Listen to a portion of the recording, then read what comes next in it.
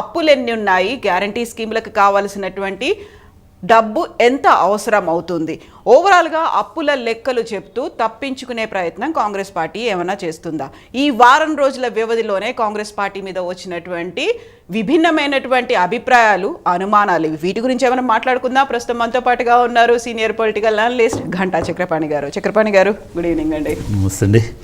So 6 రోజుల అయిపోయింది, 7 రోజులు, 8 రోజులు, ఇలా లెక్కలు పెట్టుకుంటూ పోతుంటే ఈ లెక్కల కంటే ఎక్కువగా అప్పుల లెక్కలు అనేవి కనిపిస్తున్నాయి. ఎన్ని రోజులైంది పాలన మొదలయ్యి అన్నది చూసుకుంటే. సో అదంతా ఎలా చూడొచ్చు? 6 గ్యారంటీల అమలు మీద ఎంత ఎఫెక్ట్ పడుతుంది? లెక్కలు కాదు కానీ కాంగ్రెస్ వాళ్ళకి చుక్కలు కనబడుతున్నాయి. ఎందుకంటే వీళ్ళు 6 గ్యారంటీలతో పాటుగా ఇంకొక 7-8 అలవి కానటువంటి హామీలను ఇచ్చినారు. అంటే కేవలం అధికారంలోకి రావాలి అనేటువంటి ఒక తాపత్రయం, దాంతోపాటు లెక్కలు సరిచూసుకోకుండా ఇచ్చినటువంటి హామీల వల్ల ఇవాళ వాళ్ళకి ఆ లెక్కలను ఎట్లా మీట్ అవ్వాలి, ఎట్లా తీసుకోవాలనేటువంటిది అర్థం కానటువంటి ఒక అయోమయంలో ఉన్నది. అందుకే మనకి చాలా హడావిడి కనబడుతుంది. లాస్ట్ 1 వీక్ రేవంత్ రెడ్డి గారు చాలా అసలు సుడిగాలిలాగా పనిచేస్తున్నారు. సరే, బస్సుకు సంబంధించినటువంటి ఉచిత ప్రయాణము అది ఒక హామీని నెరవేర్చుకున్నారు. అది ఒక హామీ కాదు, నిజానికి అది 1/3 హామీ. మహాలక్ష్మిలో ఒక భాగం అది. సో దానికి ఇమ్మీడియట్గా డబ్బులు ఇవ్వాల్సిన అవసరం లేదు. కానీ మహాలక్ష్మి ఇప్పుడు మనం తిరుగువారంలో ఉన్నాం. తిరుగువారం అంటే ఒక వారం తర్వాత మళ్ళీ కరెక్ట్ ఇంకొక వారం కనుక వస్తే మహాలక్ష్మి వస్తుంది ఇంటికి ఇప్పుడు. ఎందుకంటే 2,500 రూపాయలు ప్రతి గృహిణికి ఇవ్వాల్సినటువంటి ఇంకొక స్కీము ఈ మహాలక్ష్మిలో భాగంగా మనకు ఉన్నది. దాని కొరకు కూడా వెయిట్ చేస్తూ ఉన్నాం. దానికి వనరుల సమీకరణ పెద్ద ఎత్తున రావాలి. 2వ హామీలలో ప్రధానంగా మనకి రైతు బంధు, దాన్ని రైతు భరోసా చేసినారు. ఈ రైతు భరోసాని 3 కాంపోనెంట్స్ చేసినారు. ఒకటి, భూ యజమానికి ఇచ్చేటువంటి దాన్ని 5,000 నుంచి 7,500లకు పెంచినారు. అంటే సంవత్సరానికి దగ్గర 15,000 రూపాయలు ఒక ఎకరానికి ఇస్తామనేటువంటి హామీని ఇచ్చినారు. ఇప్పుడు అది వేయాల్సినటువంటిది ఉండే, కానీ వాళ్ళు వేయలేక రైతు బందే కొనసాగిస్తున్నామని చెప్పినారు. మళ్ళీ నిజానికి పాత పద్ధతిలోనే డబ్బులు పడతాయంటే ఇప్పుడు ఈ రైతులకు 5,000 రూపాయల చొప్పున వేశారు ఇప్పుడు. ఇక 2వది, రైతు కూలీలకు కూడా 12,000 రూపాయలని ఇస్తామని చెప్పినారు. మరి అది ఇప్పటి వరకు దానికి సంబంధించినటువంటి విధి విధానాలు కానీ మిగతాయి కానీ లేదు. 3వది, ప్రతి ధాన్యం కొనుగోలుకి ప్రతి క్వింటాల్కి ఒక 500 రూపాయలు అదనంగా బోనస్ రూపంలో, అంటే మార్కెట్ ప్రైస్ కాకుండా బోనస్ రూపంలో 500 రైతుకు ఒక్కొక్క క్వింటాల్కి ఒక ఇది ఇస్తామని చెప్పినారు. అట్లా మనకి ఇప్పుడు కోట్ల క్వింటాల్ 3 లక్షల కోట్ల క్వింటాల్లో పెరుగుతున్నాయి. సరే, ఇంకా రైతులు కొంటున్నారు.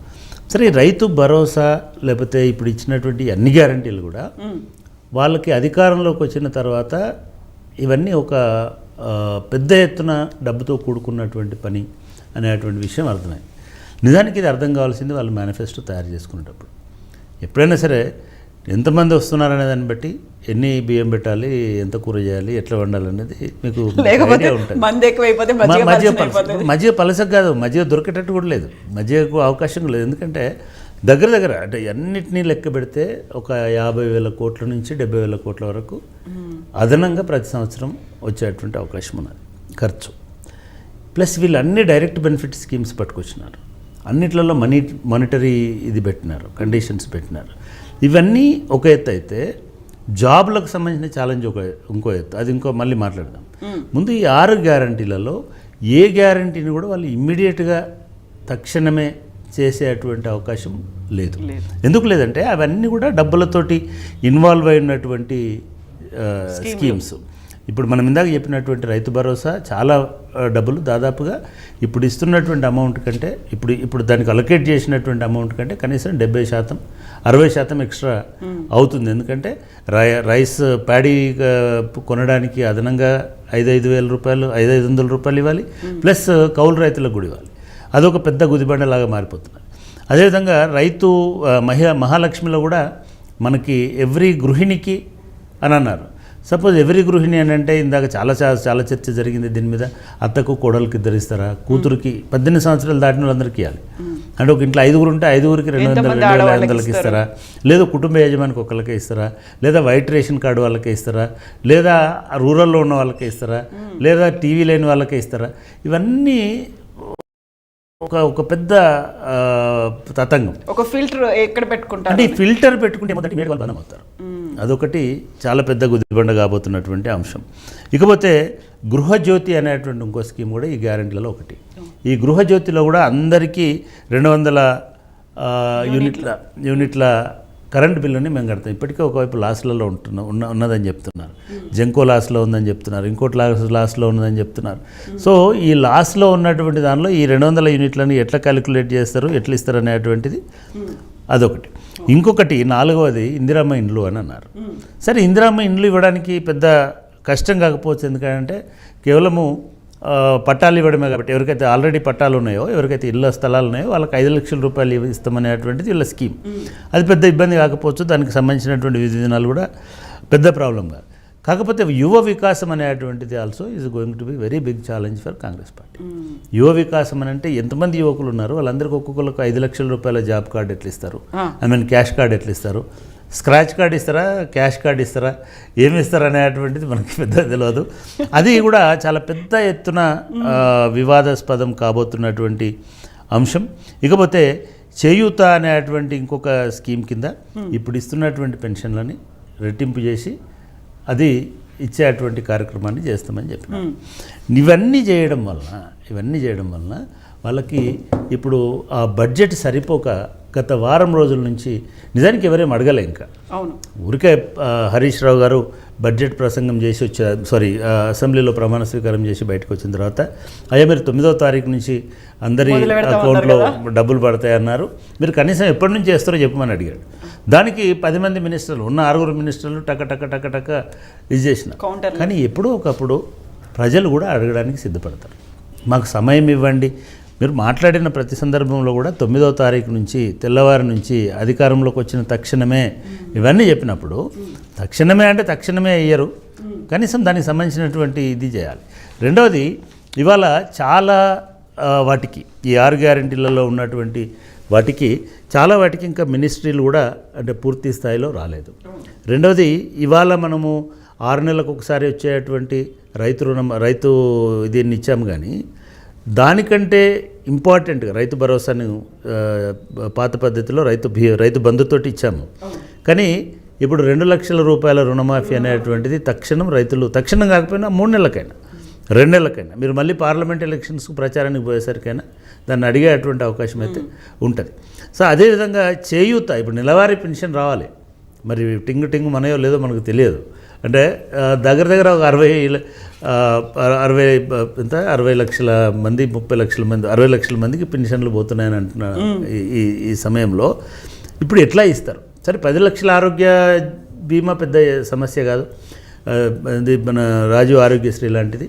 ఆ 10 లక్షలని వాళ్ళు హ్యాపీగా ఏ హాస్పిటల్ పోయినా కూడా ఎట్లా చేస్తారనేటువంటిది ఉంటుంది. ఇంకా అవి కూడా నోటిఫికేషన్ జీవోలు రాలే.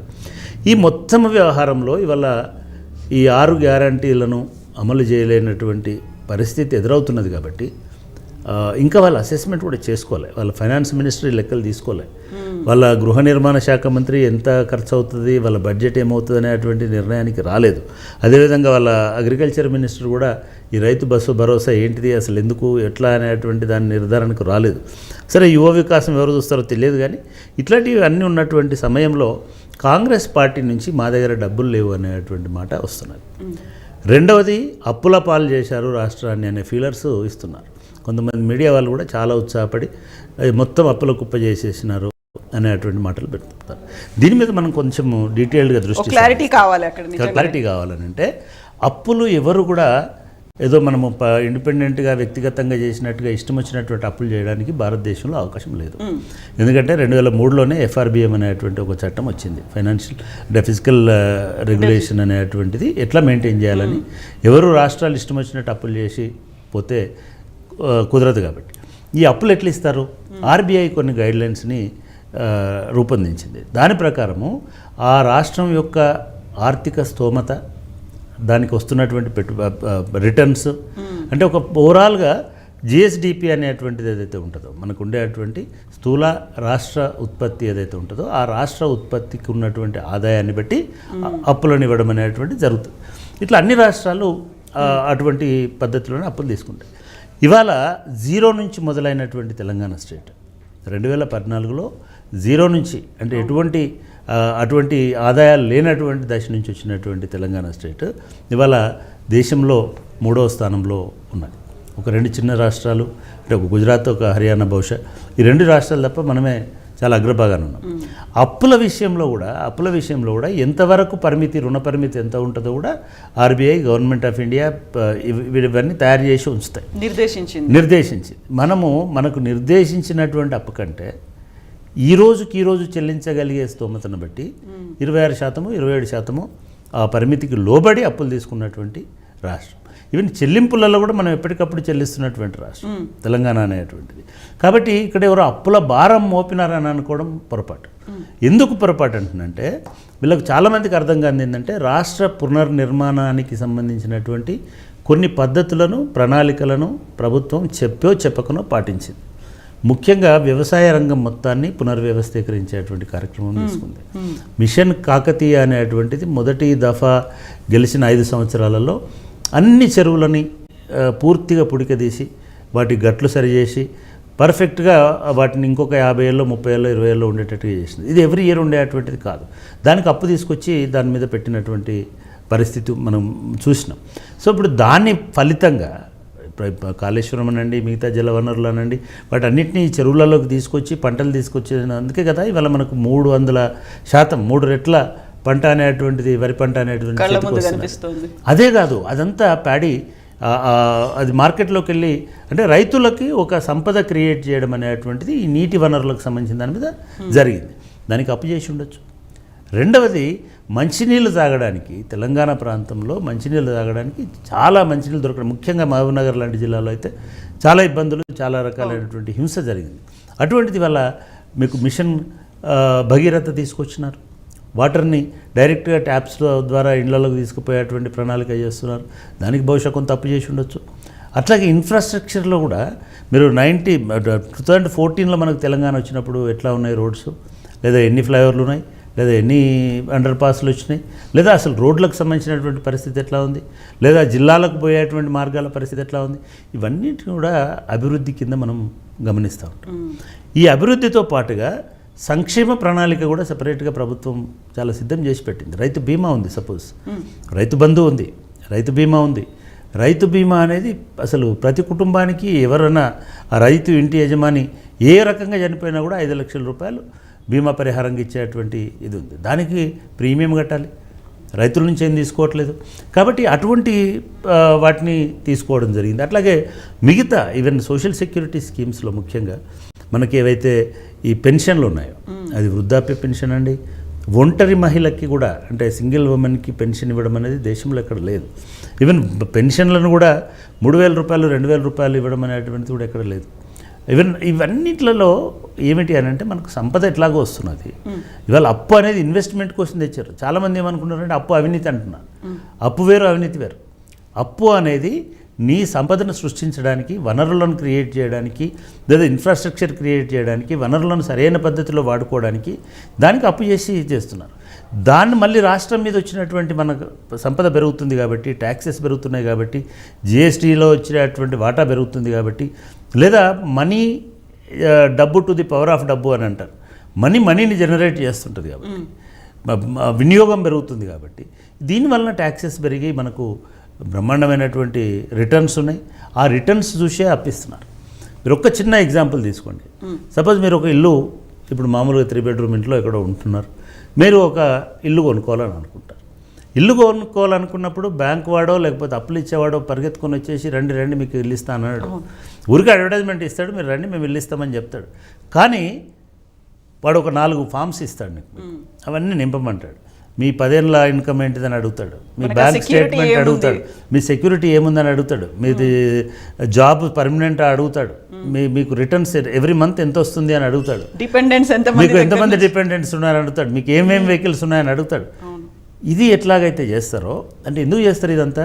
మీ పేయింగ్ కెపాసిటీ ఎంత, Capability మీరు ఉందా ఎంత లేదా? ఎంత ఎంత అమౌంట్ని మీరు అప్పు తీసుకుంటే ఎంత అమౌంట్ని మీరు పే చేయగలుగుతారు ఎవ్రీ మంత్. మీ జీతంలో ఇంత పర్సెంటేజ్ మించి అప్పు ఉండడానికి వీల్లేదు కాబట్టి ఆ పర్సెంటేజ్ క్యాలిక్యులేట్ చేసుకుంటాడు. ఇదే పద్ధతిలో రాష్ట్రాలకు అప్పించేవాడు కూడా నీకు ఉన్నటువంటి ఐసత్ ఎంత, నీకు ఉన్నటువంటి వనరులు ఏంటి, నీకు వస్తున్నటువంటి ఆదాయం ఎంత, నీ ఆదాయము కాకుండా నువ్వెంత ఇన్ఫ్రాస్ట్రక్చర్ క్రియేట్ చేస్తున్నావు, ఎంత ఇన్వెస్ట్ చేస్తున్నావు, దాంతో వచ్చేటువంటి లాభం ఏమిటి, ప్రయోజనం ఏమిటి, ఏ ఫెసిలిటీస్ ప్రొవైడ్ చేస్తున్నావు. అంటే ఇందాక ఒక మిత్రుడు చెప్తా ఉన్నాడు, ఒక 65,000 కోట్ల 80,000 కోట్ల రూపాయల దాకా కేవలం హైదరాబాద్లో ఇన్ఫ్రాస్ట్రక్చర్ క్రియేట్ చేయడానికి ఖర్చు పెట్టినారు. అదేవిధంగా 2,60,000 2,70,000 మంది ఉన్న ఐటీ ఉద్యోగులు, 3 లక్షల ఐటీ ఉద్యోగులు ఇలా 10 లక్షలు అయినారు.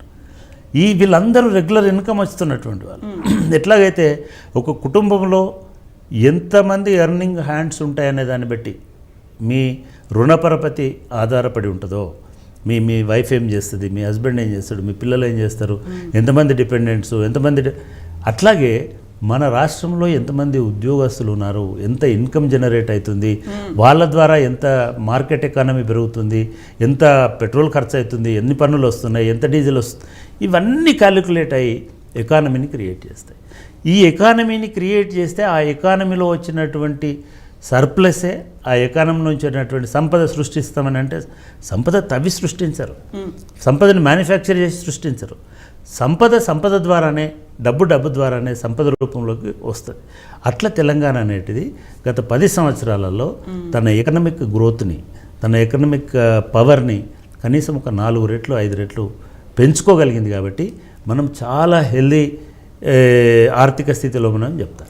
మన పక్క రాష్ట్రాలు ఇంకొక 20 ఏళ్ళకు వచ్చేటువంటి సంపదను కూడా క్యాలిక్యులేట్ చేసి దాని ప్రకారము అప్పులు తీసుకుంటున్నాం. మనం ఎవ్రీ ఇయర్ ఎప్పటికప్పుడు ఈ అప్పులు తీసుకుంటున్నాం. కాబట్టి అప్పుల కుప్ప ఎవరో చేశారనడం పొరపాటు. అప్పులు అనేటువంటి ఆర్థిక ఆరోగ్యానికి అవసరమైనటువంటి ఒక ఇంధనంలాగా పనిచేసేటువంటి ఇది. దాని మీద వచ్చినటువంటి లాభాలనే మళ్ళీ దానిలో పెడుతున్నారు. ఇది మొదటిది. రెండవది, ఈ అప్పులు చేయడము, అప్పులు చేయడం అనేది కాకుండా ఇంకొకటి ఏమంటున్నారు, దుబారా చేసినారు. అసలు ఈ అప్పులు ఎన్ని ఉన్నాయి, ఎంత ఖర్చు చేసినారు, ఎక్కడి నుంచి అప్పులు తీసుకొచ్చినారు, అవి ఎక్కడ ఖర్చు పెట్టినారు అనడానికి ప్రభుత్వం ఇవాళ కొత్తగా వచ్చినటువంటి ప్రభుత్వం ఇవాళనే వాళ్ళకు తెలియనట్టు మాట్లాడకూడదు. ఎవ్రీ ఇయర్ బడ్జెట్ జరుగుతుంది. ఆ బడ్జెట్లో మొత్తం రాష్ట్రంలో ఉన్నటువంటి అప్పులు, రాష్ట్రంలో ఉన్నటువంటి ఆదాయము, ఆ వనరుల వినియోగం ఎట్లా ఉందో ఆ బడ్జెట్ పేపర్లలో ఉంటుంది. ఇది కాకుండా ఇదేమో బడ్జెట్ ఏమో ఎస్టిమేషన్, ఎంత ఎస్టిమేట్ చేస్తుంది. పబ్లిక్ అకౌంట్స్ కమిటీ అని అసెంబ్లీలోనే ఉంటుంది. పబ్లిక్ అకౌంట్స్ కమిటీ ప్రతి ఆడిటెడ్ రిపోర్ట్స్ని, ప్రతి ఖర్చుని వాళ్ళు బేరేజు వేసి లెక్కలేసి ఎంత ఖర్చు అయింది, ఎంత కాలేదు రిపోర్ట్ ఇస్తుంది. అది కూడా అసెంబ్లీలోనే ఉంటుంది. ఇకపోతే ఇంకొక ఇది మనకి కంట్రోలర్ ఆడిటర్ జనరల్ అనేది నేషనల్ లెవెల్ కాగ్ రిపోర్ట్స్ ఉంటాయి. అది కూడా ఎవ్రీ ఇయర్ జరుగుతుంది. వాళ్ళు కూడా ఎవ్రీ ఇయర్లో ఎంత ఆరోగ్యకరంగా ఖర్చు పెట్టినారు, ఎంత దుబారా చేసినారు, ఎంత ఉంటుంది అనేది ఉంటుంది. ఇంకపోతే ఇవన్నీ కాకుండా ఎవ్రీ ఇయర్ మనకు ఈ రివ్యూస్ అనేటువంటి ఫైనాన్స్ సంబంధించిన రివ్యూస్ అనేవి ఉంటాయి. ఈ అన్నిట్లలో ఎక్కడైనా ఈ ప్రభుత్వం అబద్ధం ఆడిందా? డెఫినెట్గా అబద్ధం ఆడితే నిలదీయాలి. ఎక్కడైనా ఈ ప్రభుత్వం అప్పులను దాచిందా? ఖచ్చితంగా నిలదీయాలి. ఎందుకంటే ప్రజల సొమ్ము అది.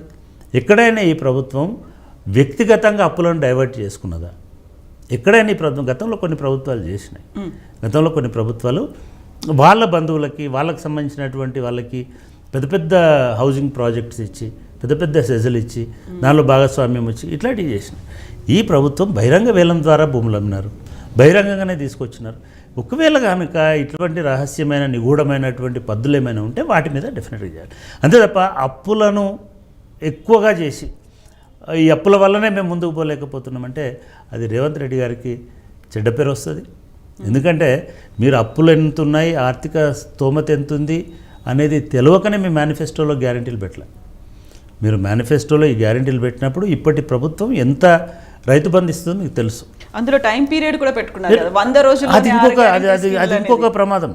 మనం ఇప్పుడు ఈ పూటకు, ఈ నెలకు పెన్షన్ ఎంత వేస్తారు అనేటువంటి ఆతృత ప్రతి వృద్ధ మహిళకు ఉంది. ఇప్పుడు 6వ తారీఖు వచ్చింది. 58 ఏళ్ళు ఉన్న ప్రతి ఒక్కరికి అది ఉంది. మీకు ఇంకా రైతు బంధు డబ్బులు పడ్డాయో లేదో తెలియదు. కానీ ఈ నెల తిరగకముందే ఎవ్రీ మంత్ నెల తిరగకముందే మీకు పెన్షన్ అయితే ఇవ్వాలి. పెన్షన్ వికలాంగులకు ఇవ్వాలి, ఒంటరి మహిళలకు ఇవ్వాలి, వృద్ధులకు ఇవ్వాలి. మన దగ్గర వృద్ధులు గవర్నమెంట్ ఎంప్లాయీస్ 63 సంవత్సరాలు, కానీ పెన్షనర్స్ 58 సంవత్సరాలు 57 సంవత్సరాలకే వాళ్ళు వృద్ధులైపోతున్నారు. సో వీళ్ళందరూ వెయిట్ చేస్తూ ఉంటారు. మరి ఈ డబ్బులు ఎన్ని వేస్తారు మీరు? అంటే ఇప్పుడు ఇట్లాంటి ప్రశ్నలు వస్తున్నాయి. ఇట్లాంటి ప్రశ్నలు వచ్చినప్పుడు మాకు టైం ఇవ్వరా? టైం పెట్టుకుందే టైము మీరు 100 రోజుల లోపల అని అనకపోతే ఎవరు మిమ్మల్ని అడగకపోయేవాళ్ళు. మీరు దశల వారీగా 5 సంవత్సరాలు కేసీఆర్ గారు ఒకటి పెట్టాడు, మేము ప్రతి సంవత్సరం ఇంత పెంచుతాము.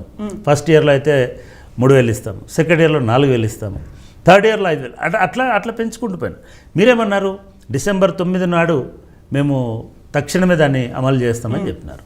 కాబట్టి అడుగుతున్నారు తప్ప మీకు నిజంగా కూడా టైం ఇవ్వాలి. కానీ మీరే టైం ఇచ్చుకోవాలి. మీ మేనిఫెస్టోని ఒకసారి మనకు తీసి చూస్తే దానిలో 100 రోజుల్లో మొత్తం పనులు చేసేస్తామని చెప్పినారు. ఎవరు చేయమన్నారు మిమ్మల్ని? 1 సంవత్సరంలో చేస్తామని చెప్పిన ఉంటుంది. 100 రోజులలో ఇన్ని చేయడం అనేటువంటి సాధ్యమయ్యేటువంటి. ఇక్కడ ప్రాబ్లం ఏమైందంటే వాళ్ళు ఒక పెద్ద గోల్ పెట్టుకున్నారు. ఈ పెద్ద గోల్కి ఉన్నటువంటి మోటివ్ ఏంటంటే అధికారం. ఈ అధికారం అనేటువంటి మోటివ్ తోటి ఒక పెద్ద గోల్ని పెట్టుకున్నారు. అది అనుకోకుండా ఒక రకంగా ప్రజలు దాన్ని ఆశపడ్డారు, లేకపోతే ప్రజలు నమ్మినారు.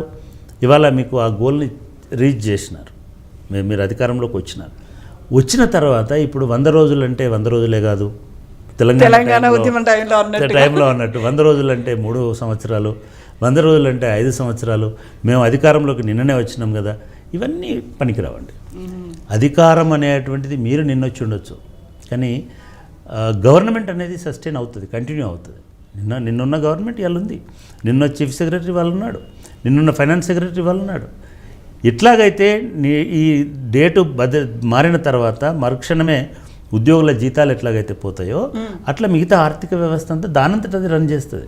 మన 6 మినిస్టర్లు 10 మినిస్టర్లు వెనుక నుంచి ఇది వస్తే మనం ముందు నుంచి నెట్టుకుంటూ పోయేటువంటి విధానం ఉండదు గవర్నమెంట్లో. గవర్నమెంట్ అనేది ఒక స్ట్రక్చర్డ్, ఒక సిస్టమాటిక్ మెకానిజం. ఆ మెకానిజంలో ఆటోమేటిక్గా ఇవన్నీ జరిగిపోవాలి. ఇప్పటికైనా సరే అంటే నిజానికి వీళ్ళు అంటే విమర్శించకూడదు, కానీ వీళ్ళ దగ్గర కూడా ఆలోచించండి. పూర్తి స్థాయిలో మీ మంత్రివర్గం ఏంటిదో తెలియదు. మీరు రెవెన్యూ మినిస్టరు, కమర్షియల్ ట్యాక్సెస్ ఎవరు చూస్తున్నారు, లేకపోతే జిఎస్టీ ఎవరు చూస్తున్నారు, లేదా ఓవరాల్గా ఫైనాన్స్లో ఉండే మిగతా అన్నీ ఎట్లా ఉన్నాయి, ఇవన్నిటితో పాటు మిగతా వనరులకు సంబంధించినటువంటి గనులు ఎవరు చూస్తున్నారు, ఆ ఇన్కమ్ ఇసుక క్వారీలకు ఏం చేస్తారు, ఆ ఇన్కమ్ ఏం చేస్తారు, మీరు ఏదైతే క్రిటిసిజం పెట్టినారు, income day to day generate అయ్యేటువంటి ఇవన్నీ ఒక ఆర్డర్లోకి తెచ్చుకోవాల్సిన అవసరం ఉండే. ఇప్పటికే ఊరికనే పోయి ఈ బిల్డింగ్ కూలగొడదాం, ఆ బిల్డింగ్ కడదాం, రైల్వే లైన్ మూసేద్దాం, ఇంకో రైలు తెద్దాం, లేదా ఇంకోటి, ఇవి తర్వాత సంగతి. ఇవి మంత్రివర్గంలో డిసిషన్ తీసుకొని చేసుకోవాల్సినవి. ముందైతే అసలు ఎన్ని అప్పులు ఉన్నాయి, ఆర్థిక పరిస్థితి ఏంది, రేపు ఎట్లాగో మనకి గవర్నర్ గారి ప్రసంగం ఉంటుంది, ఆ గవర్నర్ ప్రసంగంలో కూడా ఇవన్నీ వస్తాయి. అప్పుల కుప్ప చేసినారని.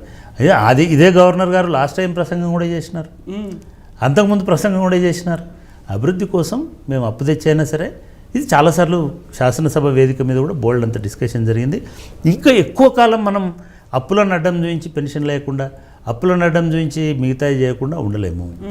మనం గమనిస్తున్నాము, ఒక ఆయన అసెంబ్లీ బిల్డింగ్ కూలగొడతానంటాడు, ఇంకో ఆయనేమో లేదు కూలగొట్టొద్దని అంటాడు, ఇంకో ఆయనేమో కట్టాలంటాడు. ఇది ఇంకా వాళ్ళు నిన్ననే ఇవాళ ఛార్జ్ తీసుకున్నారు అందరూ. రేపటి నుంచి డిస్కంలో ఎంత అప్పులు ఉన్నాయి, అసలు రైతులకు ఉచిత కరెంటుకి ఇప్పటివరకు రైతులకు మాత్రమే ఉచిత కరెంట్ ఇస్తే 80,000 కోట్ల అప్పులు అయినాయని చెప్తున్నారు. మరి మీరు ఇళ్లకు కూడా రేపు 200 యూనిట్లు ఫ్రీ ఇస్తారు. మరి మీరు అప్పులు చేయకుండానే పరిపాలించే అవకాశం ఏమైనా ఉన్నదా? అటువంటి మార్గాలు ఏమైనా ఉన్నాయా? ఇప్పటి వరకు ఉన్నటువంటి ప్రభుత్వాలు భూములు అమ్మడంతో సహా ప్రతిదాన్ని ఎక్స్ప్లైట్ చేసిన అని అన్నాం కదా మనం. చివరికి భూములను కూడా డబ్బులు లేక వెలమేస్తున్నారు. ఆ భూములను అమ్మడానికే వీల్లేదు, భూములు భవిష్యత్తు ఆస్తి అని మనందరం వాదించినాం. రేవంత్ రెడ్డి గారు కూడా వాదించినారు. ఇప్పుడు మీరు భూములు అమ్ముతారా మళ్ళీ, లేదా అమ్మకుండానే దీన్ని కొనసాగిస్తారా? ఇవన్నిటిని కూడా ఆలోచించుకోవాల్సిన అవసరం ఉంది. రెండవది, మీరు అంటే ఇప్పుడు ఆల్రెడీ 1 వీక్ అయిపోయింది. ఇంకా మనం మాట్లాడుతుంటే ఈ అసెంబ్లీ అయిపోయేసరికి 2వ వారం కూడా అయిపోతుంది. ఈ 15 రోజులు అయినాక కూడా జీతాలు రావట్లేదని మనం అనుకున్న వాళ్ళము. పెన్షన్లు అయితే ఇప్పుడు ఆపలేదు కదా గవర్నమెంట్, ఇప్పుడు మీరు పెన్షన్లు ఆపడానికి లేదు కదా. సో ముందుగా శ్వేతపత్రము అని చెప్తున్నారు. శ్వేతపత్రం ఆల్రెడీ బడ్జెట్ పేపరే ఉంటుంది. అసెంబ్లీలో ఉన్న రికార్డ్స్ ఉంటాయి, కాగ్ రిపోర్ట్స్ ఉంటాయి, ఇవన్నిటిని పెట్టుకొని డెఫినెట్గా శ్వేతపత్రం ఇవ్వండి. శ్వేతపత్రము హామీలకు సమాధానం కాదు, శ్వేతపత్రం 6 గ్యారెంటీలకు సమాధానం కాదు. రెండోది, మీరు 6 గ్యారెంటీలు అంటే ఎంత ఎక్కువ హామీలు ఇచ్చినారంటే రేవంత్ రెడ్డి గారు కానీ లేదా ప్రచారంలో కాంగ్రెస్ పార్టీకి సంబంధించినటువంటి వాళ్ళు దీన్ని చట్టాలు చేస్తామన్నారు. మనం లాస్ట్ వీడియోలో కూడా మాట్లాడుకున్నాం. చట్టబద్ధత తీసుకొస్తాం 6 గ్యారెంటీలకు అన్నారు. డెఫినెట్గా ఒక స్కీమ్కి చట్టం చేయరు, చట్టబద్ధత అనేటువంటిది ఒక స్కీమ్కి ఉండదు. ఒకవేళ ఉన్నా కూడా మనం ఎస్సీ ఎస్టీ అట్రాసిటీస్ చట్టం చేసి దగ్గర 50 సంవత్సరాలు అవుతుంది. ఏం జరిగింది? 70 సంవత్సరాలు అవుతుంది. ఆస్తి హక్కు, మహిళలకి ఆస్తి హక్కు అనేటువంటి చట్టము, వరకట్న నిషేధ చట్టం చేసినంత మాత్రమే ఎవరు గ్యారంటీ దాని ఇంప్లిమెంటేషన్ గ్యారంటీ ఎవరు? డబ్బులు ఆటోమేటిక్గా పడేటువంటి సిస్టమ్ ఏమైనా వస్తుందా? మనీ జనరేట్ చేస్తుందా? డెఫినెట్గా ఇప్పుడున్నటువంటి ఆర్థిక పరిస్థితుల్లో నెల నెల మనము మళ్ళీ 50,000 కోట్లు, 60,000 కోట్లు, 70,000 కోట్లు సంవత్సరానికి మొబిలైజ్ చేయడం అనేటువంటిది చాలా కష్టమైనటువంటి పని. ఇవి యాజ్ ఇట్ ఈజ్ ఎగ్జిస్టింగ్గా ఉన్నటువంటిది. ఇక కొన్ని రోజులు పోతే మనకి ఈ జాబ్ కార్డ్స్, ఇది ఎడ్యుకేషన్ కార్డ్స్ ఏవో ఇస్తామని చెప్పినారు. అది 5వ గ్యారంటీ కింద దాన్ని పెట్టినారు. యువ వికాసంలో 5 లక్షల విద్యా భరోసా కార్డు ప్రతి మండలంలో తెలంగాణ ఇంటర్నేషనల్ స్కూల్స్ అనేది ఇది ఇంకో సబ్ గ్యారంటీ. అది నేను అంటున్నాను, ఇవన్నీ 100 రోజులలో అనేటువంటిది వాళ్ళు విత్డ్రా చేసుకుంటారు, 100 రోజులలో కావు. ఇవాళ చెప్పాల్సింది ఏంటంటే, నేను కూడా అంటే సిటిజన్స్ తరఫున కూడా మనం అడగాల్సిందంటే, అప్పులు ఎన్ని వచ్చినాయి, ఎట్లా కడుతున్నారు వాటిని, మిగతా రాష్ట్రాలు ఎట్లా కడుతున్నారు? బెస్ట్ ఎగ్జాంపుల్ మనకు కాంగ్రెస్ పరిపాలిస్తున్నటువంటి రాష్ట్రాలు కర్ణాటకనే ఉంది. దానికంటే మన పరిస్థితి ఆరోగ్యంగా ఉందా లేదా? కర్ణాటక కూడా కాదు, హిమాచల్ ప్రదేశ్ అనేటువంటి ఇంకో రాష్ట్రం ఉంది. హిమాచల్ ప్రదేశ్లో అప్పులు 38%, 42% అప్పులు వాళ్ళు FRBM లిమిట్ దాటి ఓవరాల్గా వాళ్ళ దాంట్లో జీడిపిలో అంత అప్పు చేస్తున్నారు. మనం 27 చేస్తున్నాం. మనకంటే దాదాపు 15-20%, 16-17% వాళ్ళు ఎక్కువ అప్పులు తీసుకుంటున్నారు. అంత మాత్రాన అక్కడ గవర్నమెంట్ చెడ్డ గవర్నమెంట్ అని, లేదా అప్పు ఏమాత్రం చేయని గవర్నమెంట్ తక్కువదని. ఇప్పుడు జగన్ గారు 33% చేస్తున్నారు, మనం 26%లోనే ఉన్నాము, 27%లో. మరి 33% చేసినాడు కాబట్టి ఆయన తప్పు అని ఇవన్నీ కాదు. ఎస్, ఈ అప్పులలో అక్రమాలు ఏమైనా జరిగినాయా? ఇవన్నీ ఎట్లా జరగవండి. అది ఏ పర్పస్లో వస్తుందో, ఎక్కడ స్పెండ్ చేస్తారో.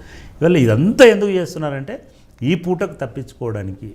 ఇమ్మీడియట్గా మేము మొన్ననే వచ్చినాం కదా అంటే, ఇది ఎట్లున్నదంటే ఏదో మొన్న కొత్తగా పెళ్ళయింది కదా, కొత్త అల్లుడు కదా, ఈ ఎక్కువ కాలం ఉండదు ఈ కొత్త అల్లుడు అనేటువంటి సంబరం. ఆల్రెడీ పోయినారు, వచ్చినారు.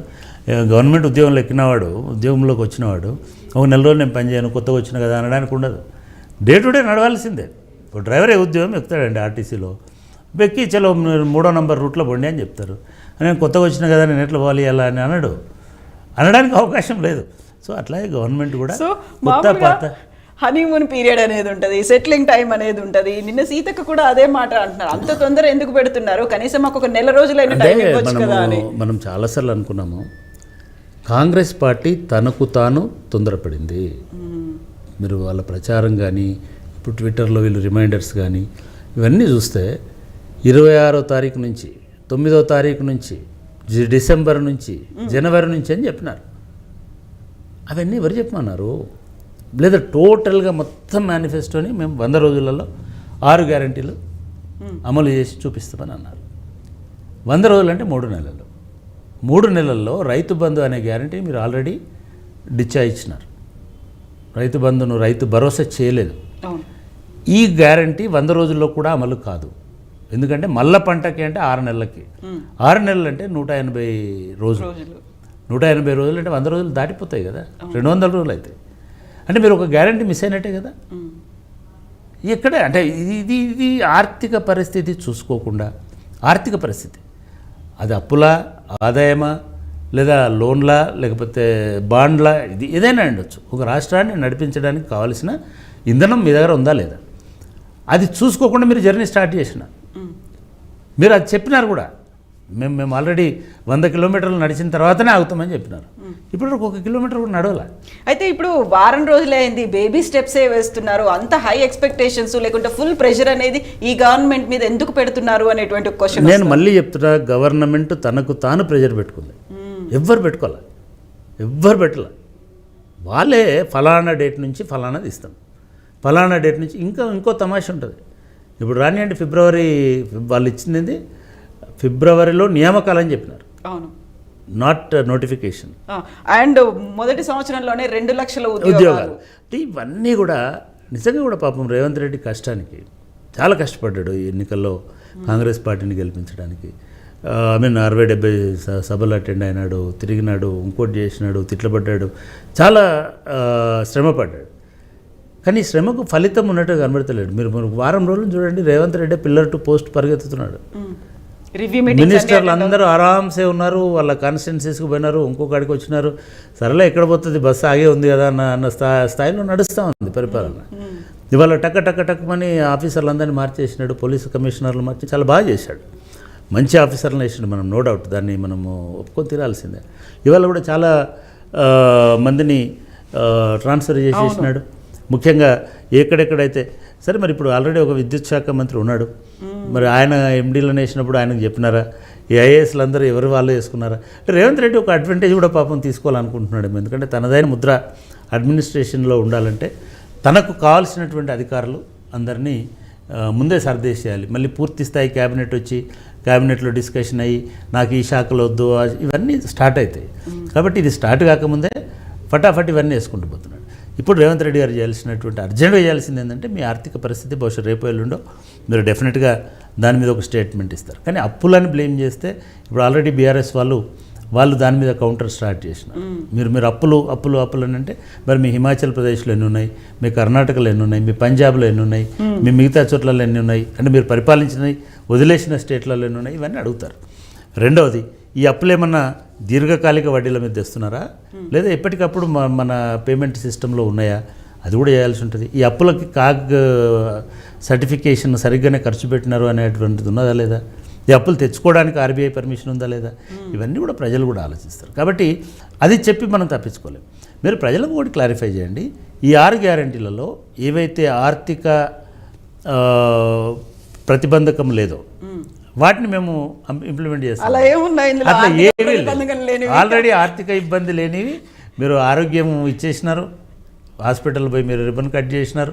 రెండవది, మీరు బస్సులు కూడా ఫ్రీ కాబట్టి మీ బస్సు ఇవన్నీ మిగతా అన్నీ ఏవైతే ఉన్నాయో, రేపు మహిళలు అనుకుంటారు కదా, నాకు 2500 వస్తే నేను మళ్ళీ ఇప్పుడు బస్సు ఫ్రీ ఉంది, 2500 రూపాయలు కూడా వస్తే ఇంకేదైనా అడిషనల్గా ప్లస్ అవుతుంది అనేటువంటి ఆశ మహిళలకు ఉంటుంది. మీరే చెప్పారు అది మేము ఖచ్చితంగా మేము 4 రోజులలో ఇస్తామని. గ్యాస్ సిలిండర్ల మీద కూడా మీరు చెప్పారు 500 కట్టాలి డిసెంబర్ నుంచి అని చెప్పారు. మరి డిసెంబర్ నుంచి 500 కట్టాలంటే మీరు ఇంకో 500 గ్యాస్ కంపెనీలకు ఇవ్వాలి. గ్యాస్ మనది కాదు, గ్యాస్ గవర్నమెంట్ ఆఫ్ ఇండియాది, అంటే అక్కడి నుంచి కొంటున్నాము. సో వాటిని ఏ నెల ఆ నెల రియంబర్స్ చేసే అటువంటి మెకానిజం రావాలి. అటువంటి అన్నీ ఉంటాయి. కాబట్టి ఇవన్నిటినీ ఈ అసెంబ్లీ వేదికగా చేసుకొని, నేను నిజంగా చెప్తున్నా, ఈ అసెంబ్లీ వేదికగా చేసుకొని కాంగ్రెస్ ప్రభుత్వం తన ఎజెండాని తను పెట్టుకున్న డెడ్లైన్స్ని కొంత రిలాక్స్ చేసుకోవాల్సిన అవసరం ఉంటుంది.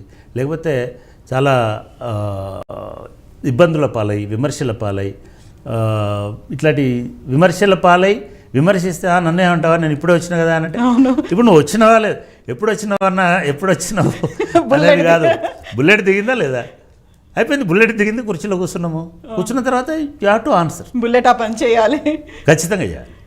అది కొంత ఆలోచించుకుంటే ఐ థింక్ ఈ అప్పులకు సంబంధించినటువంటి అపోహలు, అప్పులకు సంబంధించినటువంటి అసలు అప్పులనే ముచ్చట మాట్లాడకుండా, ఇగో మా ఆర్థిక పరిస్థితి ఇది, ఇగో మా ఆర్థిక ప్రణాళిక ఇది, ఇగో మా సంక్షేమ ప్రణాళిక ఇది, ఇగో డెవలప్మెంట్లో ఇవి మా ప్రయారిటీస్ ఏం చేసిండ్రంటే ఇవాళ రాంగ్ ఐఎమ్ నాట్ షూర్, పత్రికలలో వస్తున్న దాన్ని బట్టి మేము ఈ కారిడార్ని మెట్రో రైల్ కారిడార్ ఎయిర్పోర్ట్కి తీసేస్తామన్నా.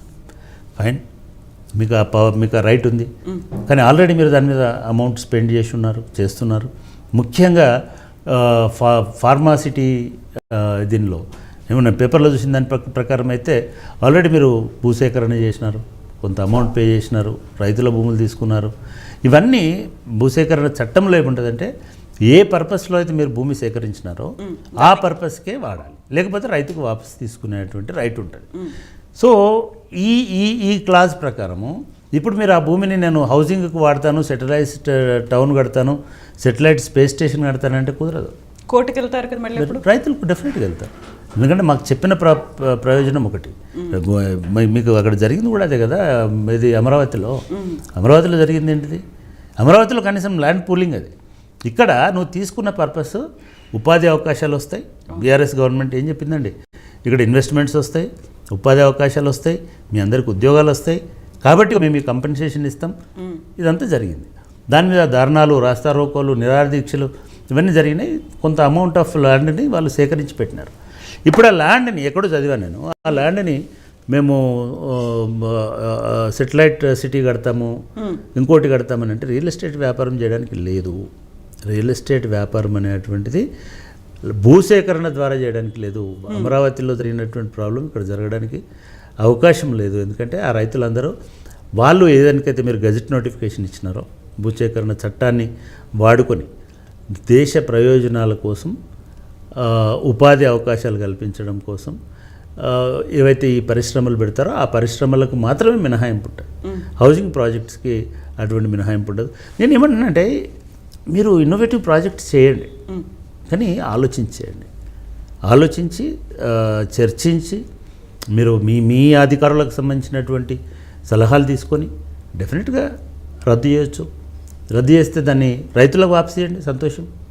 రైతులకు ఎవరిది వాళ్ళకి వాపసు ఇచ్చేసేయండి, అటువంటి పని చేయండి. అట్లాగే మెట్రో కూడా ఓల్డ్ సిటీ వేయండి. లేదు మీరు అన్నట్టుగా చాలా మంచి ఐడియా, మూసి నుంచి నార్సింగి నుంచి నాగోల్ దాకా వేయండి. ఐ మీన్ అది heart of the river front అనేది కూడా ఉంది, మూసి రివర్ ఫ్రంట్ మీద పెట్టండి.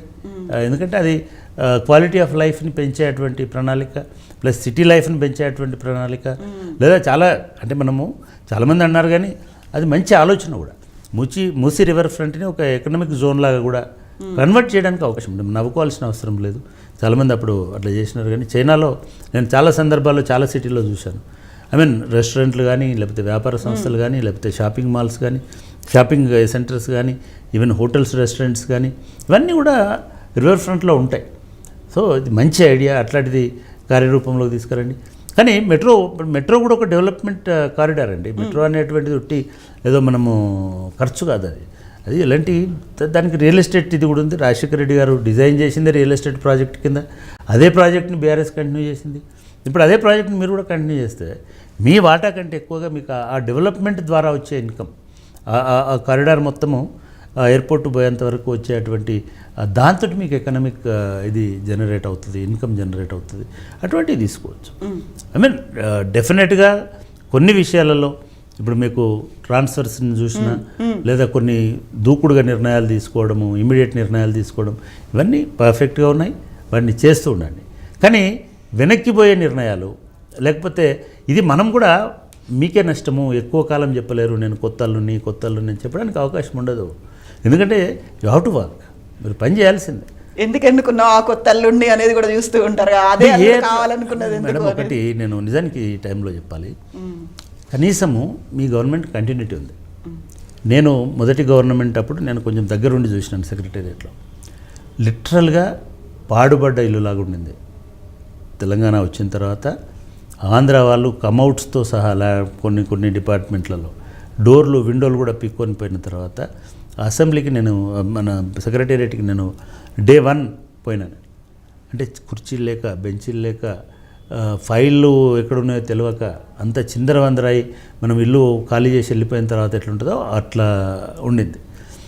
అట్లా ఉన్నటువంటి దాన్ని అందరి సహకారంతో లేకపోతే చేసి కన్స్ట్రక్ట్ చేసుకుంటూ వచ్చినారు కదా. మీకంటే అధ్వానంగానైతే లేదు కదా. అప్పుడు బట్ వాళ్ళు అనలేదు కదా, మేము ఇప్పుడే వేయము, మేము కొత్తగా వచ్చినాము, మేము ఇంకా సూరు చదువుకోవాలి, మేము ఇంకా టార్పాలినే, ఇవన్నీ అనలేదు కదా. వాళ్ళ లెవెల్లో వాళ్ళు చేసుకుంటూ పోయారు. అట్లా అనడం అనేది బలహీనత అవుతుంది. ఎప్పుడైనా ఒక రాజ్యం నడిపించే వాళ్ళకి, ఒక ప్రభుత్వాన్ని నడిపించే వాళ్ళకి మేము ఇప్పుడే చేయలేము, ఒక వారం టైం తీసి, ఇవన్నీ కాదు. మన ఇట్లనే జోక్ వస్తే, అరే ఎవరో అడిగినారట ఈ మేధావులలో ఈ హక్కులకు సంబంధించిన కార్యకర్తల హక్కుల సంబంధించిన ఆయనని ఎవరో ఫోన్ చేసి, సార్ మరి ఎట్లా సార్ ఇప్పుడు ప్రజారాజ్యం వస్తుందని అన్నారు, మరేమో లాకప్ డెత్ అయింది, కస్టడియల్ డెత్ అయింది, ఎట్లా అంటారే ఇప్పుడే కదా చనిపోయింది ఒక్కలే కదా, ఇంకో వారం ఆగితే ఇంకో కొంతమంది అప్పుడు మనం మాట్లాడవచ్చు కదా. అంటే ఇట్లా నడవదు. గవర్నెన్స్ అనేది కంటిన్యూస్గా ఉండాల్సిందే. హామీలు మీరు ఏదో ఒక షెడ్యూల్ పెట్టుకొని, ఒక ప్రణాళిక పెట్టుకొని అది ప్రజలకు చెప్పండి. తప్పేం లేదు, మేము ఇవ్వలేము, రైతు బియ్యం, రైతు భరోసా అనేదాన్ని మేము విత్డ్రా చేసుకుంటాము. ఎందుకంటే ఆల్రెడీ 6 monthsకి ఇచ్చేసినాను రైతు బంధులో. ఇచ్చినాం అంటున్నారు, నాకు తెలియదు. అది రైతు బంధు డబ్బులు వచ్చిన వాళ్ళు ఎవరైనా ఉంటే అది వస్తే 5,000 వస్తాయి. అంటే రైతు బంధు అనేది వస్తుంది. సో రైతు భరోసా రావాలంటే మళ్ళీ మిగతా అదనంగా దీంతో ఏమవుతుందంటే ఒక 12,000 ఉన్నటువంటి 1,000 కోట్లు ఉన్నటువంటిది 24 కోట్ల రూపాయలకి పెరిగిపోతుంది. దీనివల్ల ప్రతి దానిలో పెరిగి మీరు ఇప్పుడు ఇంకా అదనంగా అప్పులు తీసుకొచ్చేటువంటి పరిస్థితికి వస్తుంది. మనము ఈరోజు అంటే చిందరవందరై ఉన్నటువంటి ఒక స్టేట్ని బీఆర్ఎస్ ప్రభుత్వము ఒక స్టేజ్కి తెచ్చింది. మీరు అంటున్నారు అప్పులు తెచ్చింది కరెక్టే, అప్పులు తీసుకొచ్చింది. నేను ఖచ్చితంగా చెప్పగలను, లేకపోతే ఏ ఆర్థికవేత్త అని చెప్పగలడు, 2014లో ఉన్నట్టే ఇప్పుడు లేదు. వ్యక్తిగతంగా తెలంగాణ ప్రజల ప్రాస్పరిటీ కానీ, తెలంగాణ ప్రజల స్టేటస్ కానీ, లేదా ప్రభుత్వం స్టేటస్ కానీ, మీ బడ్జెటే 3 రెట్లు పెరిగింది కదా. ఉమ్మడి ఆంధ్రప్రదేశ్లో ఉన్న 1,00,000 బడ్జెట్ ఇవాళ ఒక్క తెలంగాణకే మీరు 2.5 లక్షల బడ్జెట్, కోట్ల రూపాయల బడ్జెట్ తీసుకొచ్చినారు కదా.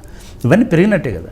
సో మీరు ఒక కండిషన్ పెట్టుకోండి, మేము అప్పు చేయము, అప్పు చేయకూడదు, అప్పు చేయకుండా ఈ రాష్ట్రం నడిపించాలి. అది సాధ్యమయ్యే పని కాదు, ఎవరికి కూడా సాధ్యమయ్యే పని కాదు. డెఫినెట్గా మనందరం కూడా అప్పులు చేసినాం, అప్పులు చేసే కిస్తీలు కట్టుకుని ఫైనల్గా సరే అయి ఉండొచ్చు మనకు 20 లక్షలది అప్పులు కట్టి మిత్తులు కడితే 30 లక్షలు అయి ఉండొచ్చు. కానీ ఫైనల్గా మీకు అసెట్ మిగిలింది, మీకు ఒక ఇల్లు మిగిలింది, మీరు కారు కొనుక్కున్నారు. కారుకు ఎవ్రీ మంత్ మీరు 5,000 3,000 కడుతున్నారు. ఒక 3 ఏళ్ళకు 5 ఏళ్ళకు నీ కారు అయితే మిగులుతుంది కదా, ప్లస్ నీ ప్రయాణానికి కూడా పనికి వస్తుంది కదా, దానివల్ల కూడా ఉపయోగం ఉంటుంది కదా. సో ఇవన్నిటిని దృష్టిలో పెట్టుకొని అప్పు అనేది ప్రమాదం అని అనుకుంటే ప్రజలు లెక్కలు రాసుకుంటారు ఇప్పటి నుంచి. ఎంత అప్పు ఉంది మీరు వచ్చినప్పుడు, మళ్ళీ మీరు పోయేటప్పటికి, లేదా మళ్ళీ మీరు రెండోసారి వచ్చేటప్పటికి ఒకవేళ మేము పోయినా అని మిమ్మల్ని ఎందుకు అనుకోవాలి, లేదా ఒక 1 year బడ్జెట్కి ఎంత అప్పు జనరేట్ అవుతుంది, 2 ఏళ్ళకి ఎంత అప్పు జనరేట్ అవుతుంది, ఇవన్నీ కూడా గమనిస్తారు. కాబట్టి ఈ ప్రచారం అనేటువంటిది లేకపోతే ఇటువంటి వాదన అనేటువంటిది పెద్దగా పనిచేయదనేది నేను అనుకుంటున్నాను. అయితే ఇక్కడే ఒక చిన్న మనం కొద్దిగా పక్కకెళ్ళి మాట్లాడుకుంటే, మీరు ఇప్పుడు ఒక మాట అన్నారు, తెలంగాణ రాష్ట్రం ఏర్పడ్డప్పుడు సచివాలయంలో పరిస్థితి ఎలా ఉండేది, ఫైళ్ళ దగ్గర నుంచి దహనమైపోయాయి, ఇక్కడ అన్ని ఎత్తికెళ్ళిపోయారు, ధ్వంసం చేశారు అన్నట్టుగా అదే పరిస్థితి కొన్ని డిపార్ట్మెంట్లలో కూడా కనిపించింది. యానిమల్ హస్బెండరీ కావచ్చు, లేకుంటే విద్యుత్ శాఖలో కావచ్చు, లేకుంటే ఎడ్యుకేషన్ దాంట్లో కావచ్చు, ఫైళ్ళు దహనం చేశారు, లేకుంటే మాయం చేశారు, ఇంక్లూడింగ్ క్యాంప్ ఆఫీసులో ఉన్నటువంటి చైర్లు అక్కడ ఉన్నటువంటివన్నీ ఖాళీ చేయించారు అనే మాట. అంటే ఇది నిజంగా కూడా చాలా దుర్మార్గం. చాలాసార్లు ఆఫీసులలో జరుగుతుంది, కానీ మరీ ఫైళ్ళు మాయం చేసే స్థితి ఉండకూడదు. రెండవది, చాలా డిపార్ట్మెంట్లలో అది మనం ట్రాక్ చేయొచ్చు. చాలా డిపార్ట్మెంట్లలో ఈ గవర్నెన్స్ ఇంప్లిమెంట్ అవుతుంది. ఏ ఫైల్ ఎక్కడికి పోయింది, ఏ ఫైల్ మాయమైంది, ఏ ఫైల్ ఉంది అనేటువంటి నిజానికి శ్వేతపత్రం దాని మీద ఇవ్వాలి. అసలు ఎన్ని ఫైళ్ళు మాయమైనాయి, ఆ ఫైల్ దేనికి సంబంధించింది అంటే చాలామందికి తెలియదు. అనేది ఏంటంటే ఫైల్ గాలబెట్టినాడు కాబట్టి ఉండదు అని. నో, ఫైల్ గాలబెట్టినా కూడా ఇన్వార్డ్ అవుట్వార్డ్ రిజిస్టర్స్ ప్రతి డిపార్ట్మెంట్లో ఉంటాయి. డాక్ ఫైల్స్ ఉంటాయి. ఇన్వార్డ్ అవుట్వార్డ్లో ఏ ఫైల్ అది ఎప్పుడు వచ్చింది ఎప్పుడు పోయింది అనేది ఉంటుంది. ఫైళ్ళకి లెక్క ఉంటుందండి. ఫైళ్ళకి కాదు, ప్రభుత్వంలో ప్రతి డాక్యుమెంట్కి లెక్క ఉంటుంది. ప్రతి మినిట్స్ రూపంలో ఉంటుంది, ఖర్చుకు సంబంధించిన రూపం ఉంటుంది, అప్రూవల్ రూపంలో ఉంటుంది. ఆ ఫైల్ వచ్చి వెళ్ళిపోయేటప్పుడు వీళ్ళ దగ్గర ఉన్నటువంటి పుస్తకంలో రాసుకోవడంలో ఉంటుంది. సో కాబట్టి ఫైల్ అంటే కాగితం కాదు. ఫైల్ అంటే ఒక మళ్ళీ కూడా ఫైల్ బిల్డ్ చేయవచ్చు, మళ్ళీ కూడా మిగతా వాటిని చేసేసుకొని ఆ ఫైల్ మళ్ళీ బిల్డ్ చేయాలి. అయితే నేను నిజంగా కూడా ఇది అటువంటిది ఎవరు అటువంటి దుర్మార్గానికి పాల్పడ్డా కూడా వాళ్ళని కఠినంగా శిక్షించాలి. నిజానికి ఆఫీస్ ప్రొసీజర్స్లో దానికి సంబంధించినటువంటి సీరియస్ ఇది కూడా ఉన్నది.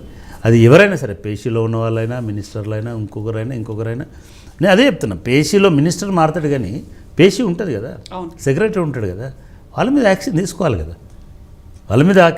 వాళ్ళ దగ్గర నుంచి రిపోర్ట్స్ తీసుకోవాలి, ఏ సెక్రటరీ తీసుకుపోయినా అనేది చూపించాలి. డెఫినెట్గా అది సీరియస్ ఇష్యూ. దాన్ని మీరు క్రోడీకరించండి. అంటే చాలాసార్లు ఏమవుతుందంటే, సపోజ్ మీరు ఇప్పుడు మీ డ్యూటీ అయిపోయినాక మీరు వెళ్ళిపోయి 2 పేపర్లు వైట్ పేపర్లు తీసుకుంటారు, పాత పేపర్లు అక్కడ వదిలేసిపోతారు. ఫైల్ ఆడ వదిలేసిపోయినారు అని మీ నెక్స్ట్ వచ్చే యాంకర్ అసలు ఈ ఫైల్ మాయం చేసిందని చెప్పొచ్చు. అక్కడ కాగితాలు లేవు, అక్కడ కాగితాలన్నీ అంటే ఇట్లా జరుగుతుంటుంది. ఆఫీస్ షిఫ్ట్ అయినప్పుడు, ఇల్లు షిఫ్ట్ అయినప్పుడు ఎట్లాగైతే ఎంత చెత్త వెళ్తుందో ఆఫీస్ షిఫ్ట్ అయినప్పుడు కూడా అంతే చెత్త వెళ్తుంది. ఆ చెత్తను డిస్పోజ్ చేసినారా, ఒరిజినల్ ఫైల్స్ని డిస్పోజ్ చేసినారా, ఇవన్నీ ఒక మినిస్టరు సపోజ్ ఏదో శ్రీనివాస్ గౌడ్ లేకపోతే ఇంకెవరు యాదవ్ దీనిలో అని అన్నారు, ఆయనే పోయి ఫైళ్ళని తీసుకుపోయి అగ్గిపెట్టి కాలబెట్టాడు. ఏదో ఏదో అక్కడ ఉన్నటువంటి స్టాఫ్లో ఏదో జరుగుతుంది. సో కాబట్టి ఇంటాక్ట్గా ఉంటాయి. లేకపోతే ఆ మినిస్టర్ మీద లేదా ఆ సెక్రటరీ మీద, అక్కడ ఉన్నటువంటి స్టాఫ్ మీద, ఆ ఓఎస్డి మీద ఖచ్చితంగా చర్యలు తీసుకోవాల్సింది. సో ఇక్కడ మళ్ళీ కమింగ్ బ్యాక్ టు అప్పులు వర్సెస్ 6 గ్యారంటీ స్కీమ్లకు సంబంధించి చూస్తే ఎక్కువ ప్రెషర్ అనేది బీఆర్ఎస్ పార్టీయే పెడుతోంది అనేటువంటి వాదన కూడా వినిపిస్తోంది. ఎందుకంత ఓపిక లేకుండా అంత హడావిడిగా వాళ్ళ చేతిలో పవర్ పోయింది, వాళ్ళు ప్రభుత్వంలో లేరు అనే హడావిడే పెడుతున్నారా బీఆర్ఎస్ గవర్నమెంట్? అంటే మనకు మీడియా మన చేతిలోకి వస్తే ఎట్లుంటుందంటే ఏదో అంటారు చూడు, ఏదో పలకరించినా కూడా బూత్ అవుతుందని. సింపుల్గా అంటే ఫస్ట్ క్లారిఫై చేద్దాం అనుకున్నది ఏంటంటే ఈ ఒత్తిడి వాళ్ళకు వాళ్ళు పెట్టుకున్నారు. కాంగ్రెస్ పార్టీ ఈ గ్యారంటీలు అని చెప్పి కర్ణాటకలో నడిచింది. ఎందుకంటే కర్ణాటకలో ఇంత పేబ్యాక్ లేదు, మనీ సొసైటీలోంచి రైతులకు కానీ మహిళలకు కానీ కుటుంబాలకి వెళ్ళడం అనేటువంటిది. తెలంగాణలో ఎక్కువ మనీ వెళ్తుంది డైరెక్ట్ మనీ ట్రాన్స్ఫర్ పద్ధతులలో, మిగతా వాటిలలో. సో ఇక్కడ ఆల్రెడీ ఒక లెవెల్ సెట్ అయింది. ఇప్పుడు రైతు బంధు అనే స్కీమ్ కర్ణాటకలో లేదు, ఇక్కడ ఉంది. ఆ రైతు బంధుని మేము కొనసాగిస్తామంటే అయిపోయేది. రైతు భరోసా మేము దాన్ని డబుల్ చేసినారు, డబుల్ కాదు 50% పెంచినారు. దాంతో ఆటోమేటిక్గా 50%. కాంగ్రెస్ పార్టీ ఈ 6 గ్యారంటీలను పూర్తిగా ఆర్థిక ప్రాతిపదిక మీద మాత్రమే ఇచ్చింది. మొదటిది ఈ ఆర్థిక ప్రాతిపదిక మీద ఇచ్చినటువంటి 6 గ్యారంటీల అదనపు ఖర్చు 55,000 కోట్ల నుంచి 75,000 కోట్ల మధ్యలో ఉంటుందని ఒక అంచనా ఎవ్రీ ఇయర్ వేస్తున్నారు. ఇది కేవలం 6 గ్యారంటీలదే. ఈ 65,000 కోట్లు ఎక్కడి నుంచి తీసుకొస్తారు అనేటువంటి భయం వాళ్ళకి పట్టుకుంది. కాబట్టి ఇప్పుడు అప్పులను మీరు ఎక్కువ టార్గెట్ చేసి ఫోకస్ చేస్తే నష్టం కాంగ్రెస్ పార్టీకే ఉంటుంది. ఇక్కడ ప్రెషర్ ఇప్పటి వరకు కూడా మనం ఈ వారం 10 రోజుల నుంచి చూస్తున్నాం. ఏ ఛానల్లో కూడా లేదా ఏ న్యూస్ పేపర్లో కూడా ఏ ప్రెస్ కాన్ఫరెన్స్లో కూడా బీఆర్ఎస్ వాళ్ళు ఒత్తిడి చేసినట్టుగా, ధర్నా చేసినట్టుగా, ఎందుకు ఇవ్వలేదు అని ప్రశ్నించినట్టుగా నేనైతే చూడలేను. ఒకవేళ వాళ్ళు అట్లా చేస్తే అది కూడా తప్పే. మీరు వాళ్ళకి ఇవ్వండి, 100 రోజులు టైం ఇవ్వండి. ఎందుకు తొందరపడతారు? ప్రజలే అడుగుతారు కదా, మీరెందుకు అడుగుతారు? పెన్షన్ రాకపోతే పెన్షన్ ఎప్పుడు పడుతుంది అని మీరెందుకు ప్రెస్ కాన్ఫరెన్స్ పెడతారు? లెట్ పీపుల్ ఎప్పుడైనా సరే రాజకీయాలలో ప్రజలు అడగడం స్టార్ట్ చేసిన తర్వాత రాజకీయ పార్టీలు రావాలి వాళ్ళకి పద్ధతిగా. కానీ మీరే ముందు అడిగితే మీరు బదనాం అవుతారు. ఖచ్చితంగా బీఆర్ఎస్ పార్టీ కానీ బీజేపీ పార్టీ కానీ, నిన్న నేను చూశాను బీజేపీ అరుణ గారు చాలా స్ట్రాంగ్ వార్నింగ్ ఇచ్చారు. ముందు ప్రజలకు కావాల్సినటువంటి రైతు బంధు చూడండి, మిగతా చూడండి. అంటే పొలిటికల్ పార్టీస్ అడుగుతాయి. ప్రజాస్వామ్యంలో వాళ్ళు అడుగుతున్నారంటే వాళ్ళ కోసం అడుగుతలేరు, ప్రజల కోసమే అడుగుతున్నారు. అయినా కూడా ప్రతిపక్షాలకు నా విజ్ఞప్తి కూడా, రేవంత్ రెడ్డి గారిని కొంత కుదురుకొనియండి. ఒక నెల రోజులు, 2 నెలలు, ఆటోమేటిక్గా 3 నెలలు వస్తాయి కదా, వాళ్ళ 100 రోజులు వస్తాయి కదా. ఆ 100 రోజుల తర్వాత మీరు అడగవచ్చు. అప్పుడు కూడా అన్నారు కదా మేము కొత్తగా వచ్చినామని. రెండవది, ఇది రాజకీయ పార్టీలు, కానీ ప్రజలు చాలా సెన్సిటివ్గా ఉన్నారు. మీకు పెద్ద గ్రాండ్ మెజారిటీ కూడా రాలేదు. ప్రజలు ఎంత సెన్సిటివ్ ఉన్నారంటే వాళ్ళకి రావాల్సినటువంటి 10 రూపాయలు రాకపోతే కూడా పర్సనల్గా ఇంకా 20 రూపాయలు దానం చేస్తాడు కావచ్చు ఆయన. కానీ ప్రభుత్వం నుంచి వచ్చే పైసా లెక్క పెడతాడు. అరే ఎందుకు రాలేదు, నాకు వాగ్దానం వచ్చింది, ఇంకెందుకు పడలేదు? ఇది పట్టుకొని వస్తారు రేపు. ఇప్పుడు ఇది పట్టుకొని వస్తారు, పట్టుకొని వచ్చి పాపం బట్టి విక్రమార్క ఇరుక్కుపోతాడేమో అక్కడ ప్రజాభవన్లో ఉన్నాడు ఆయన. సో ఇవన్నీ ఉంటాయి ఖచ్చితంగా. కాబట్టి వాళ్ళు అడిగినారని మీరు ఊహించుకొని మీరు అసహనంగా మాట్లాడము అంటే కొన్ని భాష కూడా మారాలి. ఇప్పుడు మంత్రులే ఉండి సిగ్గుందా, మేము నిన్ననే కదా వచ్చినాం, ఇది మంచి పద్ధతి కాదు, మంచి భాష కాదు. అసెంబ్లీలో ఉండి రిప్రజెంట్ చేసేటప్పుడు అది పాత వాళ్ళు మాట్లాడినా కొత్త వాళ్ళు మాట్లాడినా ఆ భాషకి ఫుల్ స్టాప్ పెట్టాల్సిన అవసరం ఉంది. ఎందుకంటే మనం ఇప్పుడు ఇందిరమ రాజ్యం తీసుకొస్తున్నాం, నియంతృత్వ పాలన పోతుంది, పోయి ప్రజారాజ్యం వస్తున్నది. ప్రజారాజ్యంలో ప్రజలతోటి మామూలుగా ప్రజలు అడిగితే వాళ్ళని కూడా అంటామా మనం సిగ్గుందా అని అనలేము కదా. సో అట్లనే ప్రజలు అడిగేంత వరకు బీఆర్ఎస్ కానీ బీజేపీ కానీ వీళ్ళు ఓపిక పట్టాల్సిన అవసరం ఉన్నది. సో 5 ఏళ్ళు ఓపిక పడదామా? ఎంత కాలంలో? ఎందుకు వాళ్ళు 100 రోజులు అన్నారండి, మీరు 5 సంవత్సరాలలా. నేను అందుకే వాళ్ళకి సలహా ఇస్తున్నా, మీరు దాన్ని ఎక్స్టెండ్ చేయండి, 100 రోజులని ఇంకో 300 రోజులు చేయండి, అయిపోయింది. సో అట్లా చేయాల్సిందే తప్ప నేను అనుకోవడం 100 రోజుల్లో ఈ 6 గ్యారంటీలు 100% ఫుల్ఫిల్ అవుతాయనే నమ్మకం మనకు లేదు. రెండవది, ఈ 6 గ్యారంటీలతో పాటు 2 లక్షల ఉద్యోగాలు ఒక ఏడాది 300 రోజులలో, 350 రోజులలో, 365 రోజులలో పూర్తి కావాలి. 65 రోజులలో 15 రోజులు పోయింది అనుకోండి, 350 రోజులే ఉంది. అంటే కౌంట్ డౌన్ అనేది ఉంటుంది. అంటే దాన్ని ఎంత చేసి చెప్పినా కూడా మీరు కొంత ఆలోచించండి, నిదానంగా ఉండండి. రేవంత్ గారు, రేవంత్ బాగా అంటే మాకు మనం 30 ఏళ్ళ నుంచి చూస్తున్నటువంటి మిత్రుడే. మీరు అందరూ తొందరపడకండి, మీకు మంచి రోజులు ఉంటాయి. మీరు ఎంత నిదానంగా నడిస్తే అంత ఎక్కువ దూరం నడగలుగుతారు. ఓన్లీ రేవంత్కైనా సలహా అందరికీ ఇస్తున్నారా మంత్రివర్గంలో? అంటే ఎవరైనా సరే, మంత్రులు కూడా చాలా చెడామడ మాట్లాడుతున్నారు. ఇవాళ వరకు మాట్లాడతారు, రేపటి వరకు మాట్లాడతారు. కొత్త అల్లుడు ఫస్ట్ నెల రోజులు ఏది మాట్లాడినా పడతారు. కానీ సంవత్సరం పొడుగుదని ఎట్లా అంటే ఎవరైనా కూడా ఇబ్బంది పెడతారు, ఇబ్బంది పడతారు. కాబట్టి అది లేకుండా చూసుకోవాల్సినటువంటి బాధ్యత ఉంది. అదొకటే కాదు, మీరు డ్రాగ్ చేస్తున్నారు ఇష్యూస్ని, చాలా దూరం పోతున్నారు. నిజానికి పబ్లిక్ సర్వీస్ కమిషన్ ఇష్యూనే తీసుకుందాం. అది చాలా కీలకం కాబోతుంది. ఎందుకంటే ఈ 6 గ్యారంటీలలో వీటికంటే ఎక్కువ ప్రధానంగా వాళ్ళు ప్రచారం చేసింది పబ్లిక్ సర్వీస్ కమిషన్లో జరుగుతున్నటువంటి లోటుపాట్లు. 100% పబ్లిక్ సర్వీస్ కమిషన్ ప్రక్షాళన చేయాల్సిందే. ప్రక్షాళన అంటే అక్కడ కొత్త వారిని నియమించుకొని పాత వాళ్ళతో జనరల్గా ఏం చేస్తాయంటే ఇట్లాంటి కాన్స్టిట్యూషనల్ బాడీస్ హెడ్లెస్గా ఉండకూడదు. అంటే వాళ్ళను అందరినీ రాజీనామా చేయించి ఒక వారం రోజుల తర్వాత కొత్త వాళ్ళందరినీ తీసుకొస్తే ఈ వారం రోజుల గ్యాప్ అనేది కమిషన్లో ఉంటుంది. వాళ్ళు ఏం చేయలేరు. సో నిజానికి కూడా నాకు ఎవరో అడిగితే కూడా చెప్పింది ఏంటంటే, నేను ఇప్పుడు దానిలో ఒక 5 వేకెన్సీస్ ఉన్నాయి మెంబర్స్వి. ముందు 5 మంది మెంబర్స్ని వేసుకోండి. ఈ 5 మంది మెంబర్స్ని నిష్ణాతుల్ని, గొప్ప వాళ్ళని, నిజాయితీ పరులని, పర్ఫెక్ట్గా పనిచేసే వాళ్ళని ఈ 5గురిని వేసుకోండి. వేసుకున్న తర్వాత వీళ్ళు ఎట్లా రిజైన్ చేస్తున్నారు కదా, వాళ్ళు రిజైన్ చేయండి. చేసినప్పుడు పబ్లిక్ సర్వీస్ కమిషన్ రెగ్యులేషన్స్లో ఏముంటుందంటే, in the absence of chairman, అంటే చైర్మన్ లేనప్పుడు any senior member will act as chairman అని, యాక్టింగ్ చైర్మన్గా ఏ సీనియర్ మెంబర్నైనా అపాయింట్ చేసుకోవచ్చు. అటువంటి అవకాశం ఉంటుంది. అప్పుడు కమిషన్ లైవ్లో ఉంటుంది, కమిషన్ డెడ్ అవ్వకూడదు. సో అట్లా చేసి వీళ్ళందరినీ రాజీనామా చేయమన్నా బాగుండేది. అలా సడన్ అందరినీ రాజీనామా చేయమన్నాడు, ఇదన్నాడు అని అంటే ఇప్పుడు కమిషన్ లేకుండా ఎట్లా చేస్తారు? రెండవది, ఈ కమిషన్ని ఎట్లా నియమించాలో చదవడానికి ఇంకో కమిషన్ వేసినారు, ఇంకో కమిటీ వేసినారు. అరే యార్, ఇండియన్ కాన్స్టిట్యూషన్లో అదొకటే ఉంది, క్లియర్గా మెన్షన్ చేసిన ముఖ్యమంత్రి విధుల కంటే ఎక్కువ ఆర్టికల్స్ పబ్లిక్ సర్వీస్ కమిషన్ విధుల మీద ఉంటుంది. సో ఆ కాన్స్టిట్యూషన్ ప్రకారము మీరు ఎట్లయినా నియమించుకోండి. దానిలో 60 సంవత్సరాలు 62 సంవత్సరాల లోపు, ఎందుకంటే 62 సంవత్సరాలకు రిటైర్మెంట్ కాబట్టి ఉన్నోళ్ళు ఉండాలి. వచ్చే మెంబర్లలో టోటల్ స్ట్రెంత్ ఆఫ్ కమిషన్లో 50%, నాట్ లెస్ దాన్ 50%, 50% తగ్గకుండా స్టేట్ ఆర్ సెంట్రల్ సర్వీసెస్ నుంచి వచ్చిన వాళ్ళు ఉండాలి. ఐఏఎస్ఆ, ఐపీఎస్ఆ, లేదు మిగతా ఆఫీసర్సా, ఇట్లాంటివి అయి ఉండాలి. మిగతా 50% ఆర్ మిగతా వాళ్ళందరూ సోషల్ సర్వీసెస్ నుంచి, అకాడమిక్ ఇది నుంచి, లేదా మన అడ్వకేట్స్, లా ప్రొఫెషన్ నుంచి, డాక్టర్స్ నుంచి ఇట్లాంటి వాళ్ళని వేసుకోవచ్చు. ఇది జనరల్గా ప్రొసీజర్. ఈవెన్ యూపీఎస్సీ కూడా సర్వీసెస్ నుంచి, అంటే ఐఏఎస్, ఐపీఎస్, ఆర్మ్డ్ ఫోర్సెస్ నుంచి కూడా వాళ్ళు ఒకరిద్దరిని వేస్తారు, ప్రొఫెసర్స్ నుంచి కూడా ఒకరిద్దరిని వేస్తారు. ఇది సర్వీసెస్ నుంచి వేస్తారు. మిగతా వాళ్ళని మిగతా సెక్టార్స్ నుంచి వేస్తారు. మిగతా ఒక ఇంజనీర్ని వేయచ్చు, లేదా ఒక డాక్టర్ని వేయచ్చు. వాళ్ళకి ఎక్కడెక్కడైతే ఏ ఫీల్డ్స్లో అయితే వాళ్ళు రిక్రూట్మెంట్ చేస్తారో వాళ్ళందరినీ వేసుకుంటారు. దీనికి మీరు ఒక కమిటీ వేసి ఆ కమిటీని ఢిల్లీ దాకా ఎందుకు పంపాలా?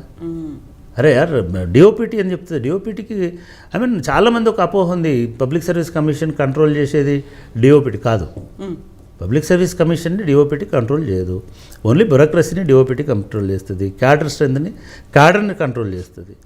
సో నిజానికి మిత్రుడు రేవంత్ రెడ్డికి నేను ఇచ్చే సలహా ఏంటంటే, మీరు ఇమ్మీడియట్గా కమిషన్ డెడ్ కాకుండా చూడాల్సిన బాధ్యత ఉంది.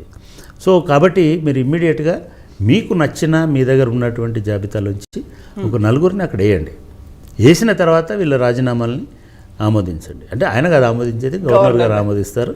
బట్ అప్పటి వరకు ఎవరు ఉంటారు ఇన్ఛార్జ్? సార్ మీరు కూడా, మీ సిఎస్ కూడా, లేదా ఈ రాష్ట్రానికి ఉన్నటువంటి చీఫ్ జస్టిస్ కూడా ఇన్ఛార్జ్ ఉండడానికి వీళ్ళని ఒకే ఒక్క ఇదేమంటే పబ్లిక్ సర్వీస్ కమిషన్. కాబట్టి దాంతో మనము ఎక్కువ డ్రాగ్ చేయకండి. పిల్లలు కూడా వెయిట్ చేస్తున్నారు. మీరు వాళ్ళ నెక్స్ట్ మంత్లోనే వాళ్ళకి నోటిఫికేషన్ వేయాల్సింది. ఆల్రెడీ ఒక 8-10 పరీక్షలు బహుశా వాళ్ళు పెట్టినట్టున్నారు. కొన్ని రిజల్ట్స్ ఇవ్వాల్సినవి ఉన్నాయి. మీకే మంచి పేరు వస్తుంది. మీరు వచ్చిన నెల రోజుల్లోనే మేము గ్రూప్ 4 రిజల్ట్ ఇచ్చినామని చెప్పండి. 18,000 పోస్టులు ఉన్నాయి అక్కడ. వాళ్ళని స్పీడప్ చేయండి. అయిపోయింది సెలెక్షన్ కూడా. అది నేను విన్నదాన్ని బట్టి హ్యాపీగా మీరే చెప్పండి, మీరే రిలీజ్ చేయండి జాబ్స్ని. ఇప్పుడు ప్రైమ్ మినిస్టర్ ఎట్లాగైతే రిలీజ్ చేస్తున్నాడో మీరే చేయండి. ఇది లిస్టు మా హయాంలో పబ్లిక్ సర్వీస్ కమిషన్ ఇట్లా పరుగులు ఎత్తించినాం అని చెప్పండి. రెండవది, కమిషన్ అంటే కేవలం ఈ 10 మంది మెంబర్లను మార్చడం కాదు. కమిషన్లో ఈవెన్ మొదటి నుంచి కూడా గత 10 ఏళ్ళుగా ఒక 200 మంది, 130 మంది, 170 మంది, 40 మంది స్టాఫ్ కావాలని అడుగుతున్నారు. ఎందుకంటే తెలంగాణ స్టేట్ పబ్లిక్ సర్వీస్ కమిషన్కి అదనంగా స్టాఫ్ని ఇవ్వలేదు. ఎవరైతే ఆంధ్రప్రదేశ్ పబ్లిక్ సర్వీస్ కమిషన్లో ఉన్నారో వాళ్ళల్లో ఉన్న తెలంగాణ వాళ్ళని పెట్టినారు. సో మొత్తం పబ్లిక్ సర్వీస్ కమిషన్లో 80 మంది కూడా పనిచేస్తున్నారు. ఈ 80 మందితోటి మీరు 80,000 ఉద్యోగాలు, 2 లక్షల ఉద్యోగాలు ఫిల్ చేయడం అనేది సాధ్యం కాదు. కాబట్టి కనీసం ఈ 80 మందికి ఇంకొక 280 మందినో 300 మందినో కనుక మీరు వేసి దీన్ని కూడా ఒక స్ట్రాంగ్ కమిషన్గా మార్చండి. అదేవిధంగా ఎఫిషియన్సీ ఉన్నటువంటి ఆఫీసర్స్ని ఈవెన్ డిప్యుటేషన్ మీద తీసుకొని అయినా సరే పంపించండి. బట్ అక్కడ రిక్రూట్మెంట్ ముందు పబ్లిక్ సర్వీస్ కమిషన్లో చేయండి.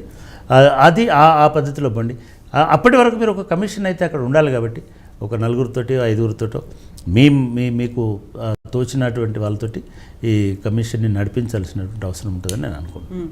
ఎందుకంటే నియామకాలకు సంబంధించే చాలా అంటే అది పెద్ద షెడ్యూల్ ఉంది. రెండోది కూడా చెప్తున్నాను, ఈసారి కనుక మళ్ళీ ఇంకా ఫెయిల్ అయితే, ఇంకా డిలే అయితే, ఫెయిల్ అవ్వడమే పక్కన పెట్టండి, డిలే అయితే కూడా ఊరుకోరు జనం. ఎందుకంటున్నానంటే మీరు ఒక ఎమోషన్ని ట్యూనప్ చేసి వచ్చినారు, మీరు ఇగ్నైట్ చేసి వచ్చినారు, వాళ్ళు బ్లాస్ట్ అవుతారు. ఒకటి. రెండోది, మీరు మొదటి క్యాబినెట్లోనే మెగా డిఎస్సి పెట్టమన్నాను. ఇప్పుడు వీళ్ళందరూ పోయి పాపం కోదండరామ్ గారిని అడుగుతున్నారు. కోదండరామ్ గారు తన అమాయకత్వమో లేకపోతే తన వెల్ విషింగో తెలియదు, కానీ నేను సంధానకర్తగా ఉంటా అన్నాడు. మీరు రెస్పాండ్ అవ్వండి, ఆయన సంధానకర్తగా ఉండి ఆయన ఎందుకు బదనాం చేయాలా? సో అది కూడా చేయండి. మెగా డిఎస్సి ఎన్ని పోస్టులు ఉన్నాయి, ఏ జిల్లాలో ఎన్ని పోస్టులు ఉన్నాయి, నేను అది కూడా చెప్తున్నాను. మీరు రెసిడెన్షియల్ స్కూళ్ళలో నింపుతారా, లేదా రెగ్యులర్ డిఎస్సి చెప్తారా? రెగ్యులర్ డిఎస్సి అయితే 33 జిల్లాలకు చేస్తారా, ఓల్డ్ 10 డిస్ట్రిక్ట్ చేస్తారా, రోస్టర్ పాయింట్ 0 నుంచి చేస్తారా, కంటిన్యూ చేస్తారా? ఇవన్నింటినీ చక్కచక్క నిర్ణయాలు తీసుకోవాల్సిన అవసరం. కానీ మీకు విద్యామంత్రినే పెట్టుకోలేదు. ఇంకా రేవంత్ రెడ్డి గారి దగ్గర అంటే నేనేమంటున్నా, ముఖ్యమంత్రి ఓవర్లోడ్ అవ్వడ, ఒకరు పూట ఢిల్లీ పోయి ఆయనతో 6 మినిస్ట్రీలను కూడా తీసుకొచ్చుకుంటే ఎడ్యుకేషన్ అనేది కీ కదా. మనం మేజర్గా వచ్చిందే విద్యార్థులతోటి కదా పవర్లోకి, నిరుద్యోగులతోటి, విద్యార్థులతోటి. మరి వాళ్ళని అడ్రస్ చేసేటోళ్ళు ఒకరు ఉండాలి కదా. సో నేనేమంటున్నానంటే ముందు ఎడ్యుకేషన్ మినిస్టర్ని కూడా ఒక్కొక్క రోజు పోయి ఆయనతో మిగతా 6గురిని కూడా, మీకు కూడా ఓవర్లోడ్ అవుతారు. ఒక్కొక్కళ్ళకు చాలా చాలా ఆబ్వియస్ కదండి. అది ఒక జాతీయ పార్టీ, అంటే మీరు భలే ఉన్నారండి. కాంగ్రెస్ వాళ్ళు ఢిల్లీ పోతూనే అవుతారు. నిన్న ఎవరు నరేంద్ర మోడీ గారు 3 చీఫ్ మినిస్టర్లు ఆయనే ప్రమాణ స్వీకారం చేయించండు. ఐ మీన్ చూడండి, ఆ రాజ్యాంగంలో అందులో ఇప్పుడు కాంగ్రెస్ కంటే డిలేతో అనౌన్స్ చేశారు.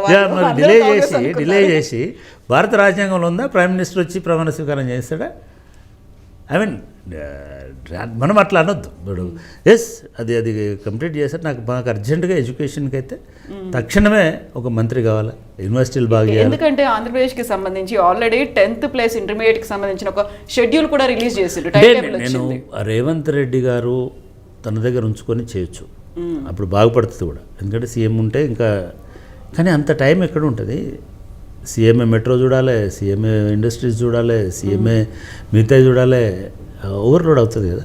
రెండవది, మిగతా బ్రహ్మాండమైన వాళ్ళు ఉన్నారు కదా మీ పార్టీలో. ఇప్పటివరకు ఇచ్చిన మినిస్టర్ బాగుంది, అదే పద్ధతిలో ఇవ్వండి. ఇంకో 4 ఇచ్చేసి ఎవరో ఒకరు జవాబుదారీ చేసి మీరు సాయంత్రం రివ్యూ చేయండి, ఏమైంది, ఏం చేసినారు, ఫైన్.